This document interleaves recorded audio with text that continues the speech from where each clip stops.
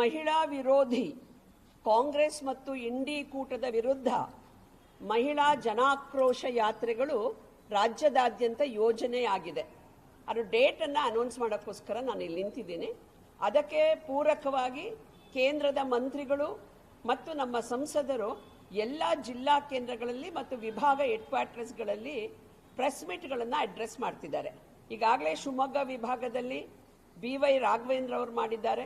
ಇವತ್ತು ಮಂಗಳೂರು ಹೆಡ್ ಕ್ವಾರ್ಟರ್ಸಲ್ಲಿ ಬ್ರಿಜೇಶ್ ಚೌಟಾ ಅವರು ನಮ್ಮ MP ಅವರು ಮಾಡಿದ್ದಾರೆ. ಹಾಗೆ ನಾಳೆ ನಾಡಿದ್ದು ಮಾಜಿ ಮುಖ್ಯಮಂತ್ರಿಗಳು ಜಗದೀಶ್ ಶೆಟ್ಟರ್ ಅವರು ಬೆಳಗಾಮಲ್ಲಿ, ಮಾಜಿ ಮುಖ್ಯಮಂತ್ರಿಗಳು ಬಸವರಾಜ ಬೊಮ್ಮಾಯಿ ಅವರು ಹಾವೇರಿನಲ್ಲಿ, ಹಾಗೆ ಸೋಮಣ್ಣ ಅವರು ಮೈಸೂರಿನಲ್ಲಿ 23ನೇ ತಾರೀಕು. ಹೀಗೆ ರಾಜ್ಯದ ಎಲ್ಲ ಕಡೆಯೂ ನಮ್ಮ ರಾಜ್ಯದ ಮಂತ್ರಿಗಳು, ಕೋರ್ ಕಮಿಟಿ ಸದಸ್ಯರು ಮತ್ತು ಸಂಸದರು ಪತ್ರಿಕಾಗೋಷ್ಠಿಗಳನ್ನು ನಡೆಸುತ್ತಿದ್ದಾರೆ.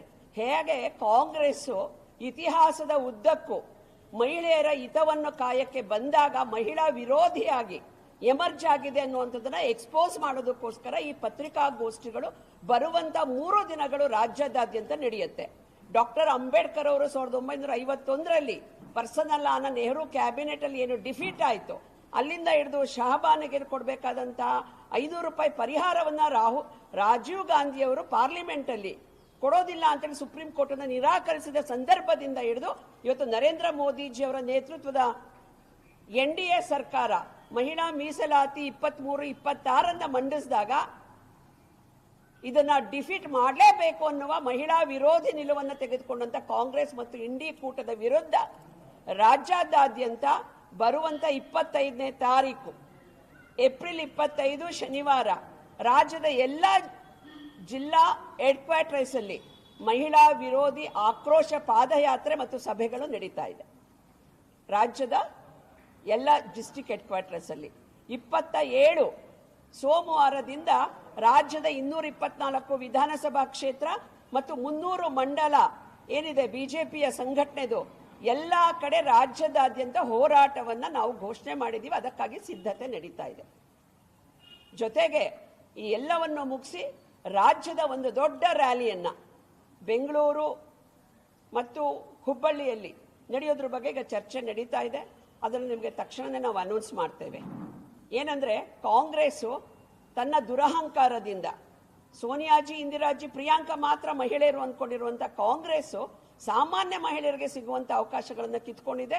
ಜೊತೆಗೆ ದಕ್ಷಿಣ ಭಾರತಕ್ಕೆ 50% ಹೆಚ್ಚಳ ಆಗ್ತಾ ಇದ್ದಂತಹ ಒಂದು ಸಂಸತ್ ಸ್ಥಾನವನ್ನು ಕಿತ್ಕೊಂಡು ದೇಶವನ್ನ ವಿಭಜನೆ ಮಾಡುವ ಮಾತುಗಳನ್ನ ಆಡ್ತಾ ದೇಶ ವಿರೋಧಿ ಹೇಳಿಕೆಗಳನ್ನು ಕೊಡೋದನ್ನ ಖಂಡಿಸೋದಕ್ಕೋಸ್ಕರ ಈ ಮಹಿಳಾ ಜನಾಕ್ರೋಶ ಪಾದಯಾತ್ರೆ ಮಹಿಳಾ ವಿರೋಧಿ ಕಾಂಗ್ರೆಸ್ ಮತ್ತು NDA ಕೂಟದ ವಿರುದ್ಧ ನಡೀತಾ ಇದೆ. Thank you.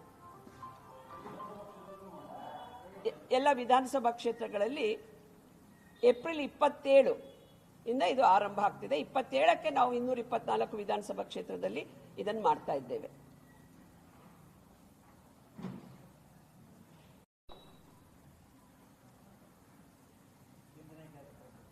ಬಂಡಿ ಸಿದ್ದೇಗೌಡರು ಬರ್ತಾ ಇದ್ದಾರೆ.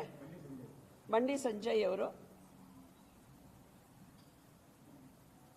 ಹಾಗೆ ಮೊನ್ನೆ ಅನುರಾಗ್ ಠಾಕೂರ್ ಅವರು ಬಂದೋದ್ರು. ಕೇಂದ್ರ ಸಚಿವೆಯವರು ಶೋಭಾ ಕರಂದ್ಲಾಜೆ ಅವರು ಇರ್ತಾರೆ. 23ಕ್ಕೆ ಸೋಮಣ್ಣ ಅವರು ಇರ್ತಾರೆ. ಹೀಗೆ ಅನೇಕ ಇನ್ನು 3 ದಿನಗಳ ಕಾಲ ರಾಜ್ಯದ ಬೇರೆ ಬೇರೆ ವಿಭಾಗಗಳಿಗೆ, ಜಿಲ್ಲೆಗಳಿಗೆ ಬರ್ತಾ ಇದ್ದಾರೆ.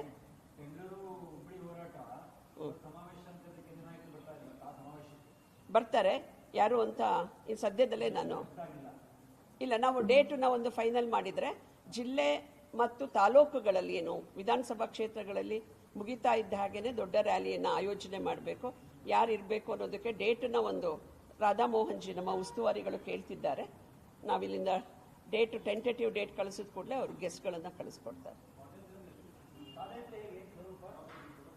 ಪಾದಯಾತ್ರೆದು ಎಲ್ಲರೂ ಕೂಡ ಒಂದು ಜಾಗದಲ್ಲಿ ಗಾಂಧೀಜಿಯವರ ಪ್ರತಿಮೆ, ಅಂಬೇಡ್ಕರ್ ಪ್ರತಿಮೆಗಳು ಏನಿದೆ ಜಿಲ್ಲಾ ಕೇಂದ್ರಗಳಲ್ಲಿ ಮತ್ತು ತಾಲೂಕು ಕೇಂದ್ರಗಳಲ್ಲಿ ಅಲ್ಲಿಂದ ನಾವು ಕೊಡ್ತಾ ಇದ್ದೇವೆ ಪಾದಯಾತ್ರೆಗಳನ್ನು.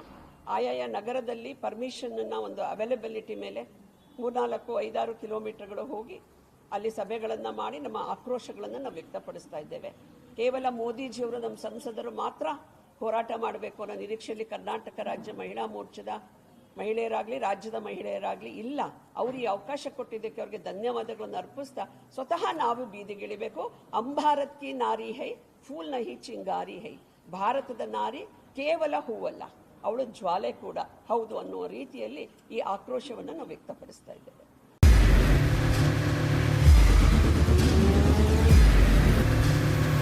ಪ್ರಜಾಮಾರ್ಗ ನ್ಯೂಸ್, ಇದು ಜನಸಾಮಾನ್ಯರ ಧ್ವನಿ. ನಮಸ್ಕಾರ. ನೀವು ನೋಡ್ತಾ ಇದ್ದೀರಾ ಪ್ರಜಾಮಾರ್ಗ ನ್ಯೂಸ್. ರಾಷ್ಟ್ರದ ರಾಜ್ಯದ ರಾಜಕೀಯದ ಬಗ್ಗೆ ಹೆಚ್ಚಿನ ಸಿನಿಮಾ ಅಪ್ಡೇಟ್ಗಳಿಗಾಗಿ ಫಸ್ಟ್ ಲೈಕ್ ಮಾಡಿ, ಸಬ್ಸ್ಕ್ರೈಬ್ ಆಗಿ, ಹಾಗೆ ಫಾಲೋ ಕೂಡ ಮಾಡಬೇಕು.